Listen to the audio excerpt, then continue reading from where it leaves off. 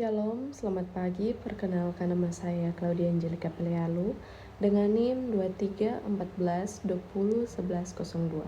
Saya mahasiswa aktif dari Universitas Pembangunan Indonesia Manado, Fakultas Keperawatan kelas A3 semester 3.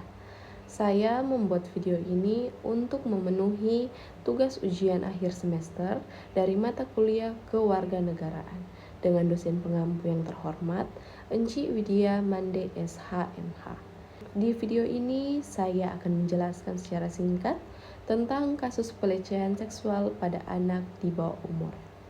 Kasus pelecehan seksual terhadap anak di bawah umur merupakan masalah serius yang terjadi di berbagai wilayah di Indonesia, termasuk Sulawesi Utara. Fenomena ini bukan hanya masalah hukum, tetapi juga masalah sosial dan budaya yang membutuhkan perhatian serius dari semua pihak.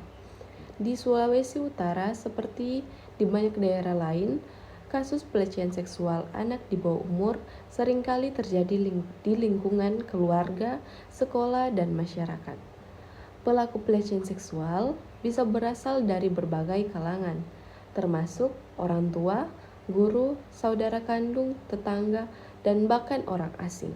Permasalahan ini menjadi semakin kompleks karena adanya faktor-faktor yang mempermudah terjadinya pelecehan seksual.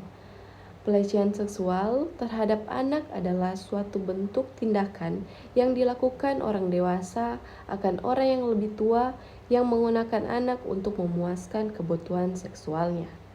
Bentuk-bentuk pelecehan seksual sebenarnya beragam, seperti meminta atau menekan seorang anak untuk melakukan aktivitas seksual, menampilkan film-film pornografi, melakukan hubungan seksual dengan anak, kontak fisik dengan alat kelamin anak, dan melihat alat kelamin anak tanpa kontak fisik di luar tindakan medis.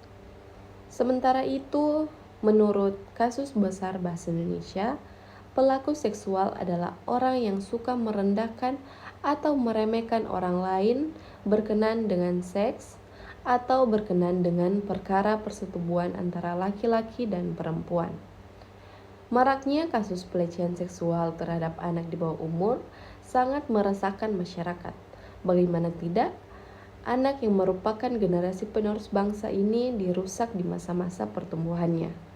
Selain itu, masyarakat juga menjadi resah dan khawatir akan keamanan yang ada di lingkungan sekitar anak-anak mereka. Hal ini menunjukkan bahwa anak-anak belum mendapat perlindungan atas keamanan dalam kehidupannya sehari-hari. Berkaitan dengan kasus pelecehan seksual terhadap anak di bawah umur, dalam hal tindakan pencabulan sesama jenis kelamin, menjadi seperti kasus tersebut, diatur dalam pasal 292 KUHP yang berbunyi orang yang cukup umur yang melakukan perbuatan cabul dengan orang lain sama kelamin yang diketahui akan sepatutnya harus diduga bahwa belum cukup umur, diancam dengan pidana penjara paling lama 5 tahun. Secara khusus, Indonesia memiliki undang-undang tersendiri mengenai perlindungan terhadap anak, yaitu Undang-Undang Nomor 23 Tahun 2004 tentang Perlindungan Anak. Dalam pasal 81 dan 82 Undang-Undang tentang Perlindungan Anak ini diatur bahwa pelaku pelecehan seksual terhadap anak dipidana penjara maksimal 15 tahun.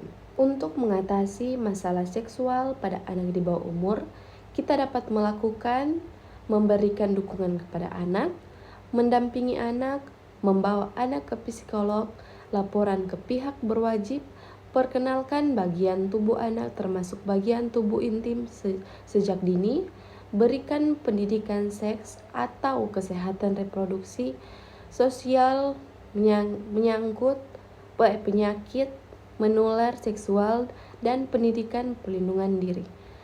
Ajarkan batasan aktivitas yang dilakukan pada masa perkembangannya. Dukung kesejahteraan emosional, tanamkan afirmasi positif, dan berikan contoh yang baik. Pelecehan seksual terhadap anak di bawah umur ini akan berdampak besar bagi kehidupan para korban di kemudian hari. Pun terhadap nasib bangsa ini, pada dasarnya anak-anak yang merupakan korban ini adalah generasi penerus bangsa. Pemegang mereka adalah generasi baru yang disiapkan untuk membangun dan menjadi pemegang masa depan bangsa ini. Perlindungan terhadap anak dan haknya harus dipahami secara khusus karena berkaitan dengan kesejahteraan anak. Pelaku telah merampas hak anak untuk tumbuh dan berkembang dalam lingkungan yang aman. Terima kasih.